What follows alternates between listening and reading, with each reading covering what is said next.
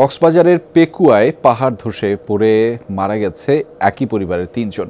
ঘুমন্ত অবস্থায় মাটিচাপা পড়েছিলেন মা, তার শিশুকন্যা ও নাতনি। মর্মান্তিক এই ঘটনায় শোকে স্তব্ধ পুরো এলাকা।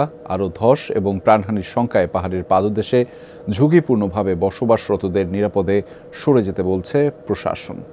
২৫০টিরও বেশি ডিজাইন অপশন নিয়ে ওয়ালটন স্মার্ট ফ্রিজ, বোঝে আপনার প্রয়োজন। ফজরের নামাজ পড়ে মেয়েকে নিয়ে ঘর থেকে বেরিয়েছিলেন শামীমা। হঠাৎ দেখতে পান ধসে পড়া পাহাড়ের নিচে চাপা পড়ে আছে তার বোন মমতাজের ঘর। চিৎকার দিলে প্রতিবেশীরা সবাই ছুটে গিয়ে মমতাজ বেগম, তার ১৩ বছর বয়সী শিশুকন্যা ময়না এবং ৮ বছর বয়সী নাতনি তোহার মরদেহ উদ্ধার করে। ঘুমন্ত অবস্থায় মাটি চাপা পড়েছিলেন তারা। মাটিগুলো দূর থেকে এটা দশে এই যে দেওয়াল যে ওনার ঘুমের থেকে পড়ছে ১০-১৫ জন মানুষ মানে আমরা এসে মাটিগুলো সরাই ওদেরকে উদ্ধার করছি। মেডি জানান এগিন গেইটিন তুলিয়ে মানে উদ্ধার করলাম।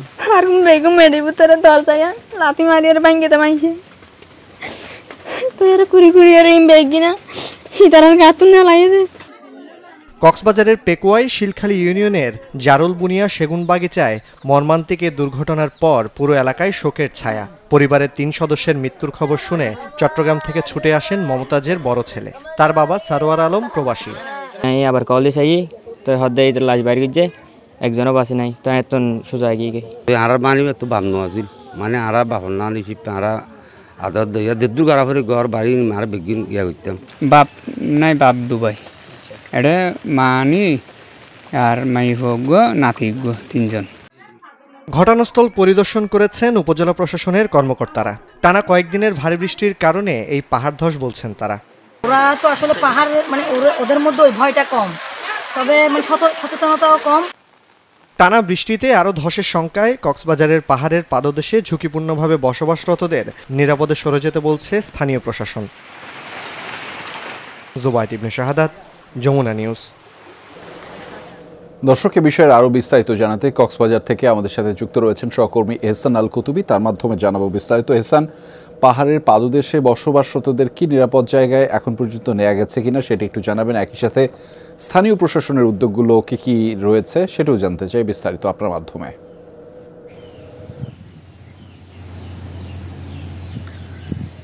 রাজা, আমি আছি পেকুয়াই, যেখানে আসলে মর্মান্তিক ঘটনা ঘটেছে পাহাড় ধসে। সেটি আসলে বর্ণনাটা খুব ভয়ঙ্কর এবং একসাথে ৩ জনের মৃত্যু, এটি আসলে এলাকার শোকের ছায়া নেমে এসেছে।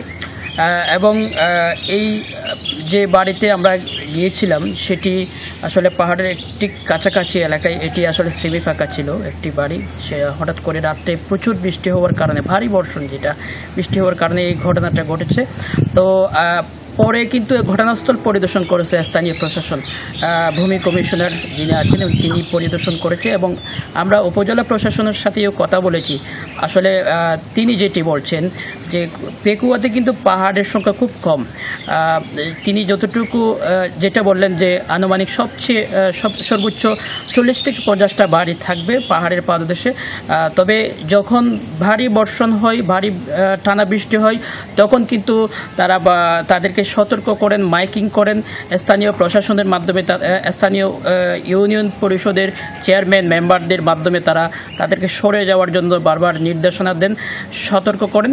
কিন্তু তিনি বলছেন যে যতক্ষণ প্রশাসন থাকে ততক্ষণ পর্যন্ত তারা ওই পাহাড়ের পাদদেশ থেকে সরে যায়, কিন্তু এরপরে আবার তারা ওই বাড়িতে গিয়ে অবস্থান করে। রাজা, সেই খবরের বিস্তারিত আপনার মাধ্যমে জানছিলাম। ধন্যবাদ এহসান আল কুতুবী আমাদের সাথে যুক্ত হবার জন্য।